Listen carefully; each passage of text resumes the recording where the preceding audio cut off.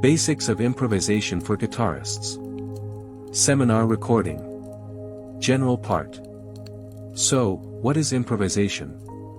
How does the process of improvisation work, and how can one learn it without turning into a boring compiler of others' ideas? The main thing I want to show today is how to improve emotional connection with your instrument and your music. Improvisation is a story about your current emotional state, about who you are here and now. For this story to succeed, you need to first, have a good connection with your feelings. And second, know how to translate those feelings into the language of sounds. I'll start with the big picture, and gradually we'll move to the specifics. For me, music is a means of communication. What does that mean? Through music, I can convey something about myself, I can tell a story. How does this work? Let me draw an analogy with speech. If I want to tell someone something, I shape my thoughts into words and speak them. If the other person knows the language I'm speaking, they'll understand me. The first thing necessary for communication is having a message inside me that I want to convey. If there's no message, there's no communication, nothing to put into words. Another obvious point, I must have the desire to share this message with someone else, whether it's thoughts, feelings, or ideas. A guitarist who wants to tell a story and a guitarist who thinks they should be able to improvise are two very different guitarists. In the first case, the musician seeks ways to express themselves and, in doing so, release inner emotional tension and establish closeness. In the second, they begin the joyless process of skill development. So, check your motivation. Why do you want to learn improvisation? Why are you attending this seminar? Do you want to communicate with people through music, or are you just trying to adhere to the corporate ethics of the guitar community, to be no worse than others, etc.? If you have even a little desire to say something about yourself through music, and you can distinguish this desire from narcissistic impulses, then this seminar will be interesting for you. Now, in broad strokes, here's how thoughts inside me turn into words that I then vocalize. It's simple, I know words. Each word is linked to an image stored in memory, of a phenomenon, object, etc. I'm not delving into neurophysiology here, I'm just describing things you already know to make the analogy clearer. Coolness. Fatigue. Beach. String. Cliff. Bright. Say these words, and you'll notice how they awaken images and sensations in your memory. This is crucial, it's not just about being able to utter a set of sounds but also understanding what those sounds mean. This is what distinguishes me from a parrot. A parrot can also say something, but it's mere mimicry, there's no word meaning connection. I'll come back to the parrot later, we'll need it. For example, the word guitar. I know what it means, and so do you. But a native in the Brazilian jungles doesn't, and I won't be able to convey a message to them using this word that they'd understand. Because when they hear the sound, guitar, no image of a guitar will arise in their imagination. They'll just hear an incomprehensible combination of sounds. Similarly, I won't understand if they say something in their language. This is a limitation of speech. Speech is not a universal means of communication. People on the planet speak different languages. So, for communication, we need first, something to say.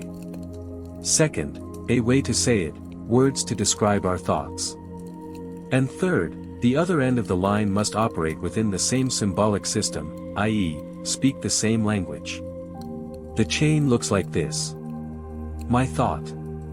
I shape it into a word. I vocalize the word. The person hears the word.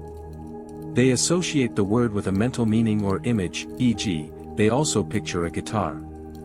This happens instantly, our speech and our thinking, including imagery, are integrated and constantly influence each other.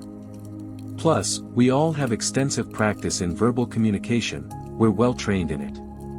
Well, music is also a system of signs for communication, but the signs here are sounds, not words. How does it differ from speech? First and foremost, music is a universal language. You don't need to know German to understand a Bach melody, understand, in quotes, I'll explain why later. What makes the musical language universal? Let's take another step back. There's another key difference between music and words. With words, we can communicate without emotionally charged intonations, for formal, dry, business-like exchanges. For example, a TV announcer might say, "The summer rain started early today. Take the new cold remedy and stay tuned." Of course, there are some emotions in the announcer's intonation, but they're secondary. The announcer is talking about the weather, not their feelings about the rain, and adding intonations here would distract from the message.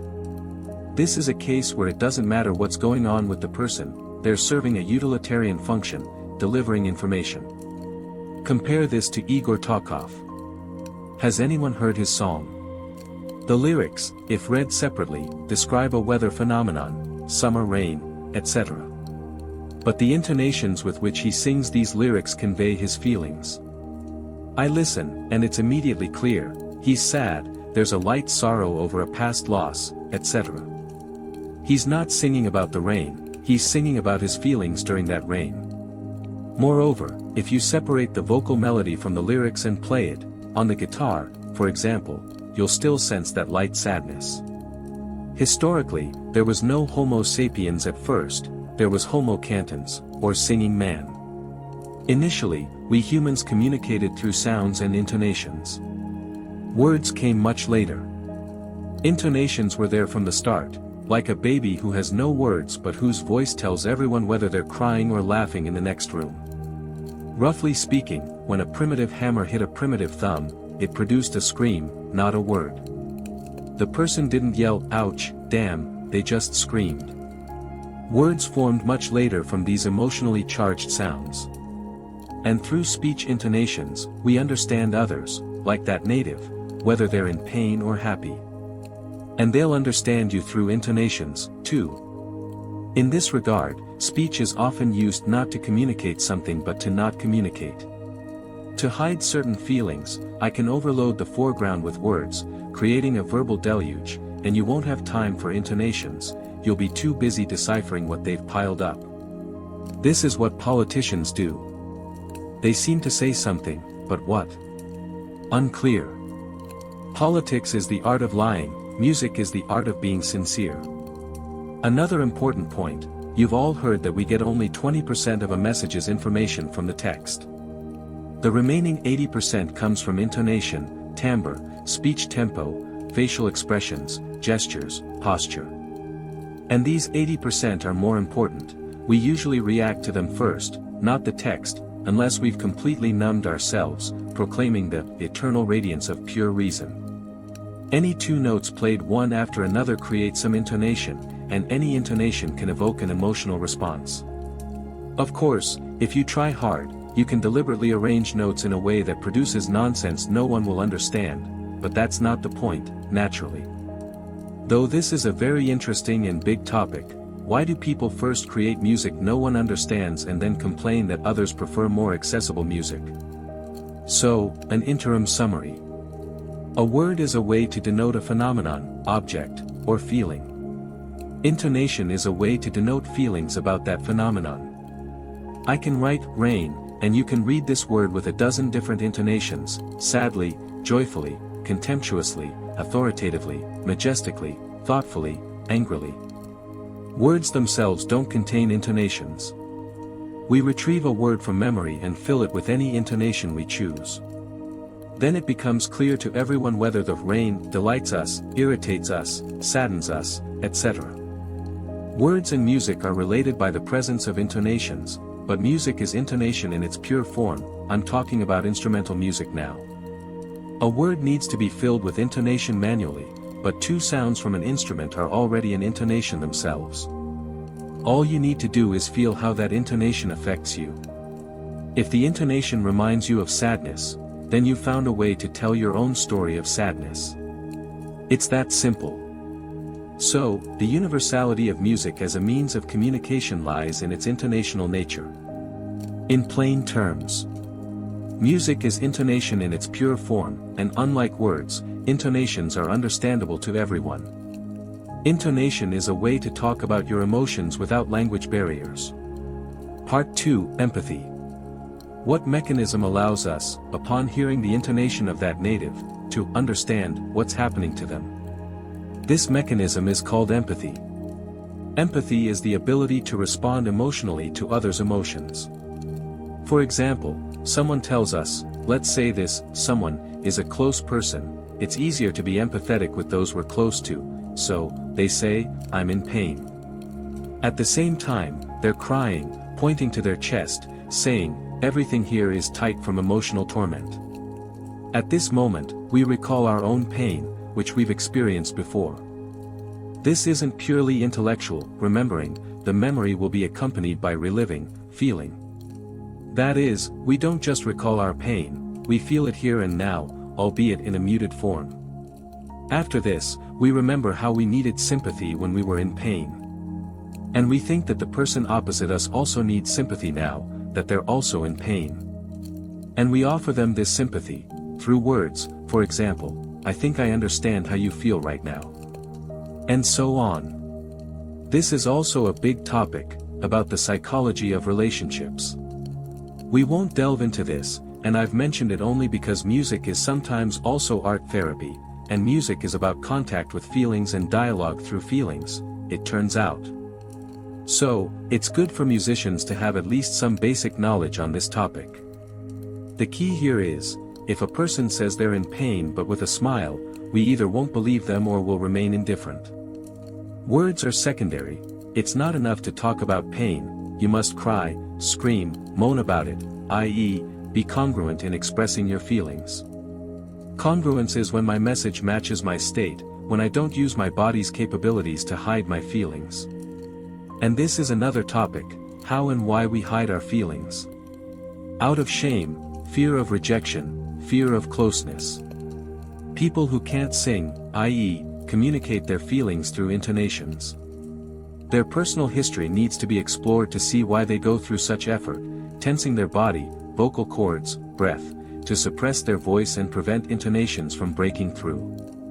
Because it's like standing naked, as long as I speak dryly, without showing feelings, I'm protected. But as soon as I add intonations, I'm an open book, everyone immediately understands what's going on with me emotionally. And if such vulnerability is terrifying, then forget about singing. In music, it's also good to be congruent. If you're tense, unfree, suffering, tired, play about that. Attempts to mimic freedom, independence, power, energy, high spirits, many guitarists suffer from this, God knows why. Ask yourself, is this really about you, or about the image you wish you were? There's Mark Knopfler, and there's Zakk Wylde, it's good to understand who you are, what you're like. Music is about expressing yourself as you are, not pretending to be what you'd like to be. Though this is also a topic of self-acceptance, and that's another big topic. And now we come to the main point. What can I communicate through music? Only my feelings. I can't tell you about rain the way a weather report does, dryly, purely for information. This is elementary psychophysiology. How, or rather, with what, do I perceive phenomena in the world around me? With my senses. For me to say something about rain, I must first perceive it. Based on this sensory perception, an image of that rain will form in my memory, how it fell on my skin, tactile sensation. The smell of dust, ozone, smell. The clicks of drops on leaves, hearing. The coolness, temperature. The gleam of water against a gray sky, visual. And as I watch this rain, I'm not a meteorologist, I'm a poet. I remember something in stillness or motion, cry, rejoice. I connect the image of rain, my sensations of rain, and my emotions during it, and inside me remains an image, not a dry picture of a weather phenomenon but a piece of life. And this is my message. And I want to tell you about it. So, the first condition is met, there's a message. Now, it needs to be conveyed to another person. How? How to embody feelings in sounds. Much like we embody feelings in words, take a word, add intonation, and it's done. Let me remind you again, we speak words knowing what they mean. We're not parrots. Practical part. Here are the three pillars of the musical universe: rhythm, melody, and harmony. I start my lessons with melodies. A melody contains rhythm. Any melody can be clapped. Try clapping the Deep Purple riff, Smoke on the Water right now. Also, implicitly, a melody encodes harmony, i.e., chords. This is another technical topic: how scales produce triads, the simplest chords, etc. For now, the gist is, a melody encompasses rhythm and harmony, everything that makes up music. A melody consists of intonations. Not phrases, not sentences, those are metaphors. Words exist only in speech. In music, there are no words or phrases. Words are what we say with our mouths, a phrase is a set of words we say with our mouths. When we say musical phrase, remember it's a metaphor. In music, we work with combinations of sounds, intonations. Intonations are older than words, so they affect us more intensely, appealing to emotions, our ancient biological part. Every word has a fixed meaning. People have agreed that such and such a word means such and such a thing. For example, if you heard ancient Greeks talking, akados genibus. What the hell is that? Exactly. Unclear. That's what a word is, a set of sounds with one, usually one, meaning. For the curious, akados genibus means kneeling. But musical intonations don't have rigidly defined meanings. Theorists try, of course, but it's nonsense. It's just an attempt to control another's perception by dictating, when you hear a major third, you must feel solemn. This is to simplify education through standardization. So, the teacher plays a major third, and 20 students sit there solemnly to get an A, poor things. But one student hears the major third and remembers a solemn event, a birthday. But they had trauma there. They got a doll as a gift but wanted a toy plane. And they feel irritation at that major third because it triggers childhood trauma. And they're told, you have no ear, get out, talentless. Such is the system built by hyper-anxious, hyper-controlling people who try to manage life's diversity by structuring everything and love saying things like, the author meant in this piece blah blah blah. I'll also say something similar later, but without clarifying every time that this is just my view, my images and feelings, and you, please, check what resonates with you. But generally, of course, we understand musical intonations roughly the same way. Take the broadest example, we'll hear a major tune as a story of joy.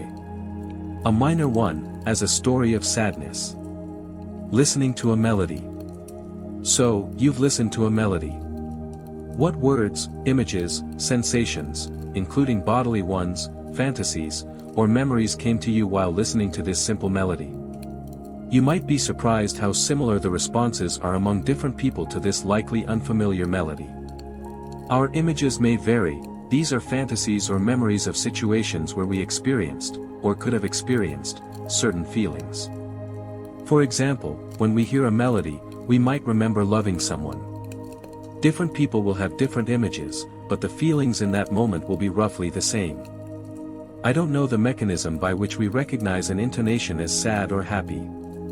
I don't know why, physiologically, a minor scale evokes a sense of relaxation in the chest, inviting memories, while a major one energizes and calls for communication, action, joy. I only know that a musician embodies their feeling in sound. We hear this sound and, through empathy, respond with roughly the same feelings the musician is conveying. Remember the analogy I gave earlier about empathy in everyday communication. And so, melodies can unite many people.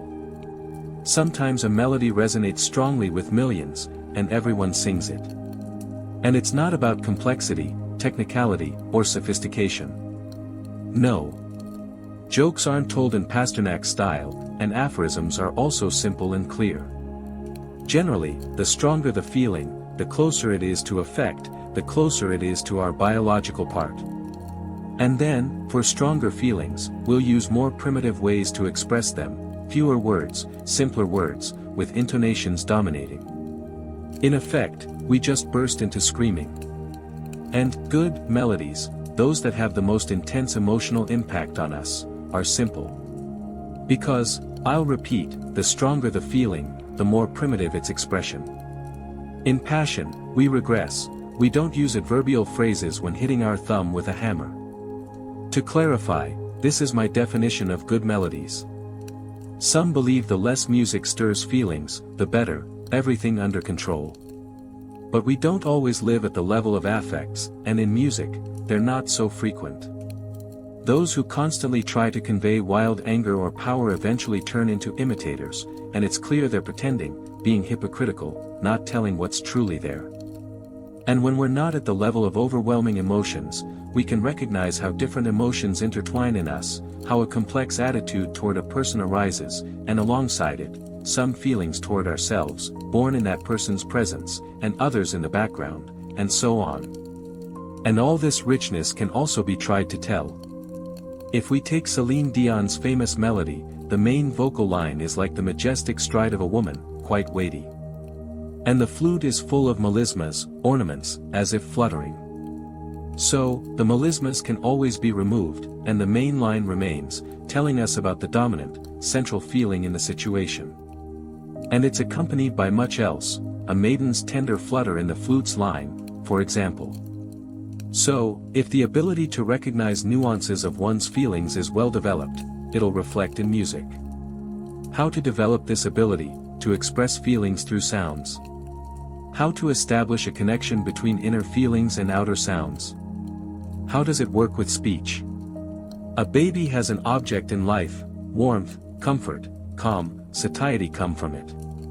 Over time, the baby remembers the word mom for this object, no problem. So, first, we perceive the world sensually, we see, hear, etc.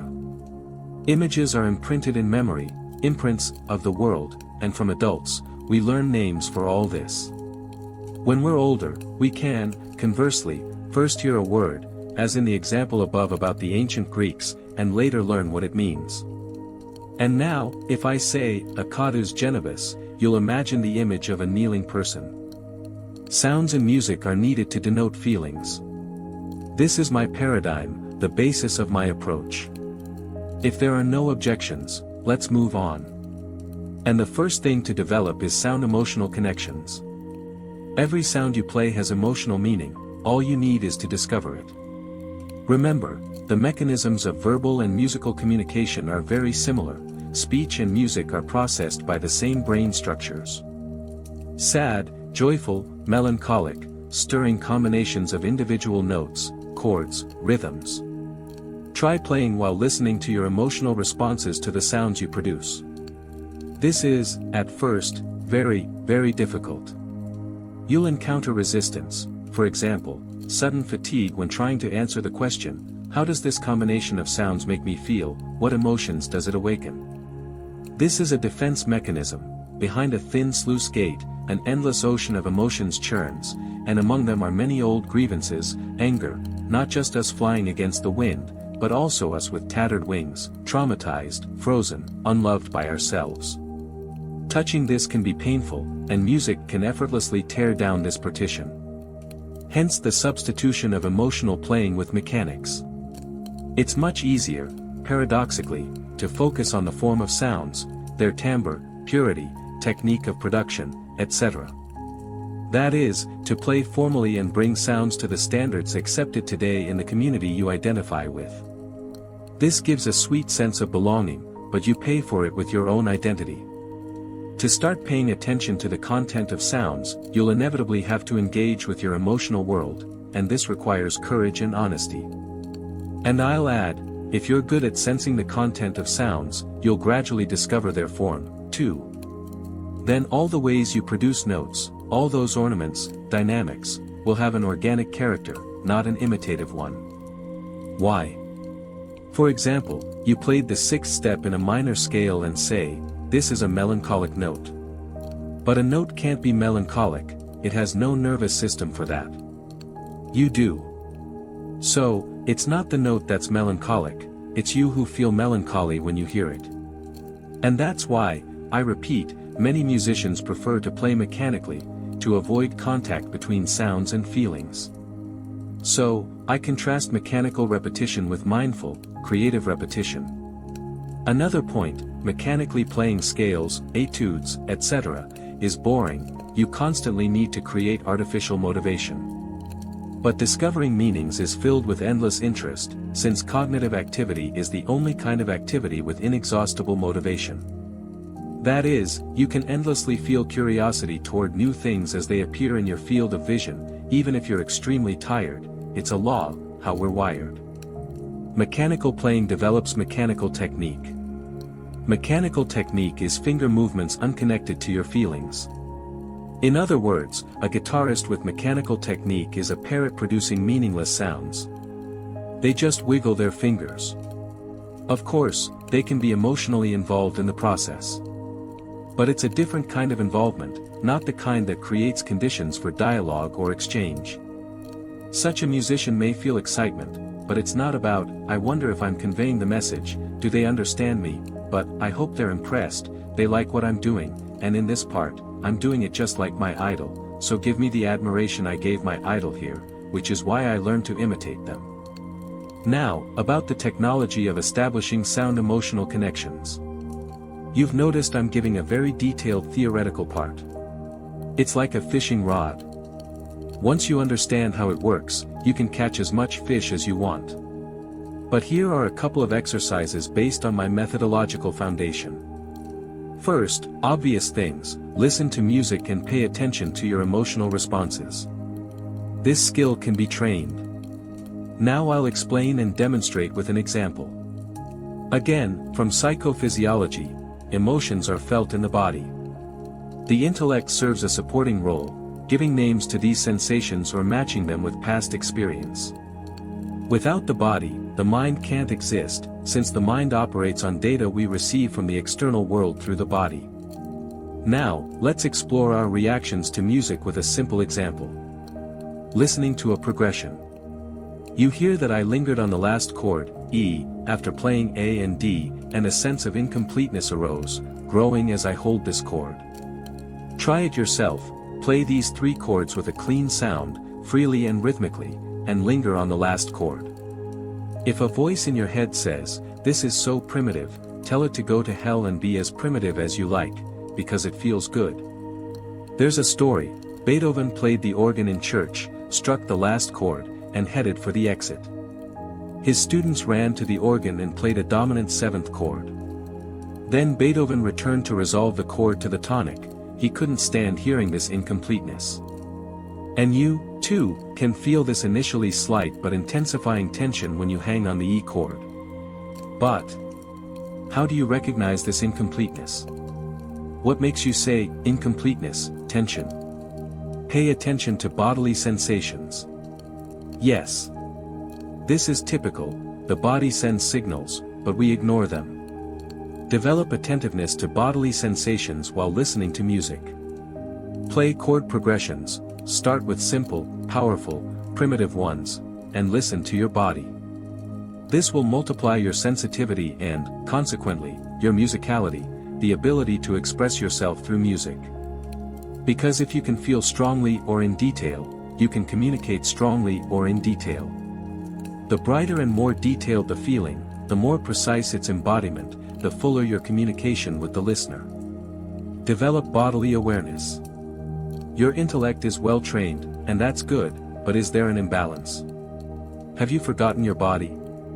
Complement your intellectual attention with bodily attention, and you'll gain a huge bonus in emotional engagement. Where the harmony hangs on the last chord, you might feel impatience, tension in your stomach, shoulders, arms, or hold your breath.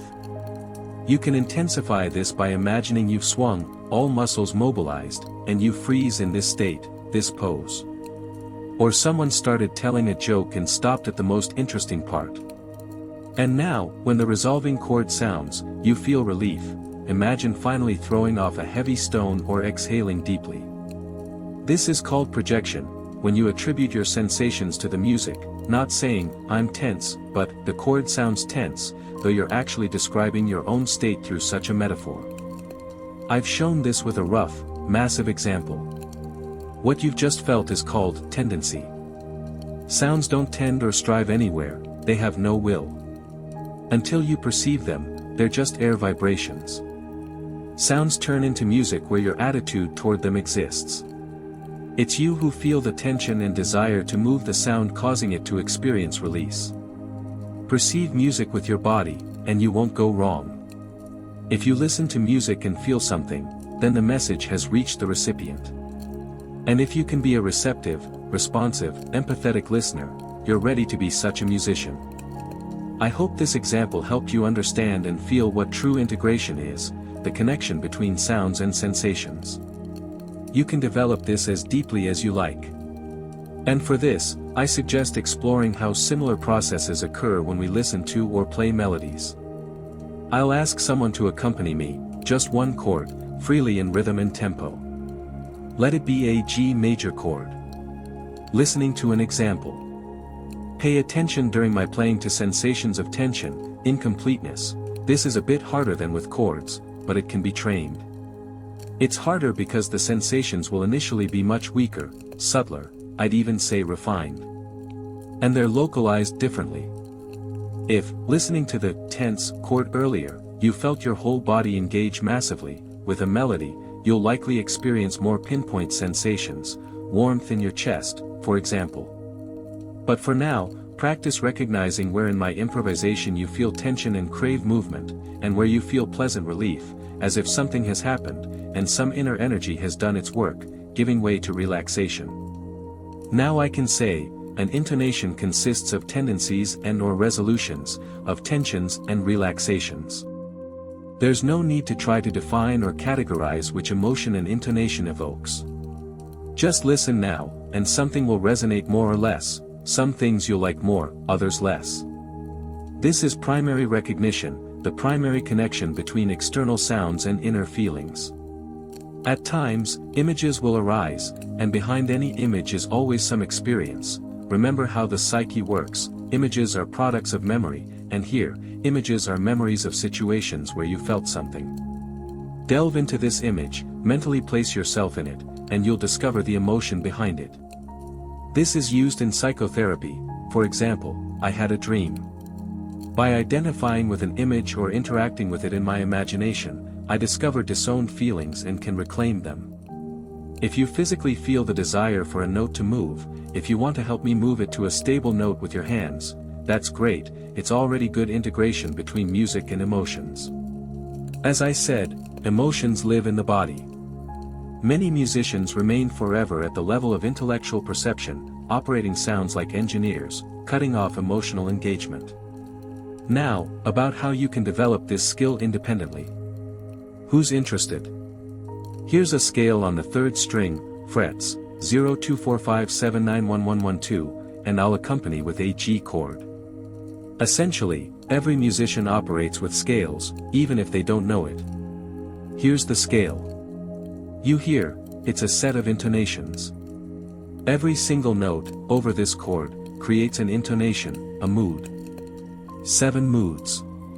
A scale is like a magic box, inside it, an infinite number of melodies.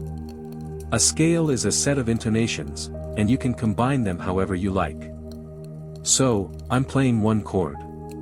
And whenever you want, play one note from above and listen to how the combination feels. If you like it, stay on it. If not, try another. Notice, you linger on notes that feel stable, with no incompleteness.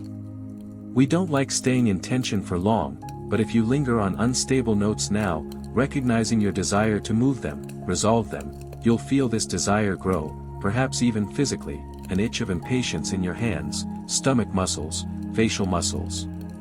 And you'll strengthen the integration between your emotional world, which is bodily, and the sounds you play. Gradually, you'll find your own building blocks, first one note per chord, then two, etc. And they'll start forming phrases. Your melodic phrases. A musician who mechanically memorizes others' licks, losing their emotional meaning in the process, and then shoves them into their playing, this process is more like nausea, an attempt to vomit what's been swallowed and make room for something native. That is, the difference lies in how they learn them, from what motivation. To become like, or to truly express something. And did they try to express this something in their own words? Why try to speak others' words? A musician who comes to me for psychological consultation and says they feel no joy or pleasure, there, you can always find a pile of swallowed foreign material crammed into their fingers, and as soon as they pick up the guitar, their fingers start vomiting. Playing others' music is useful if you chew it, discover the melody within it, discover your emotional resonance with it, and play for your own pleasure. Then assimilation happens, and the ingested food becomes your flesh and blood. This is a simple, effective exercise for improvisation and establishing connections. Again, remember, improvisation is a story about yourself here and now. You take a chord, a backing track, or ask a friend to accompany, and play a note from the scale over it. That's it. At first, you don't know, how will this combination sound? And through this exercise, you establish the primary connection. For now, it's from outside inward. You check how different sounds affect you. How well they suit telling your story. Is this about you or not? Why don't you like this combination? Maybe it's actually about you, but you don't like discovering and showing this side of yourself. Later, you'll gradually remember some favorite intonations, and your melodic style will form from this. Then you can play from inside outward. Next. Such an exercise lets you quickly start playing all over the fretboard, not memorized licks where you're deprived of freedom and just rolling on rails. This exercise develops intonational thinking, you start feeling where to move next. That is, your fingers start obeying your ears. If you're a rote learning musician, you can lay many rails, learn a million sequences, for example. But it'll still be riding on rails, while discoveries will be made by the rebel who wasn't afraid to dive to the ocean floor, an explorer, not a conformist who loves comfortable rides on proven tracks, a devotee of corporate ethics who turned guitar playing into figure skating. Here's a fouette, here's a triple toe loop, mandatory program completed, judges pleased. Focus not on fingerings but on intonations, because intonations call the body, and fingers, to follow. That is, your playing becomes impulsive in the sense that the tendencies and resolutions you play start being lived through the body, as tensions and relaxations, and this is a pleasant process. Then you get an additional powerful incentive to play, physical pleasure from playing. A few years ago, when I first physically felt how my fingers pleasantly tense in anticipation of a stable note, like a sweet tooth licking their lips before a cake, and felt how it takes your breath away, like swinging high on a swing, when I play resolutions, I forgot the question, where do I find motivation? Now let's move this scale to another string. It's simple, as you see, you already roughly remember the intonational content of the scale and won't get lost. At worst, return to the first string for a few seconds and immediately recall the melodic character.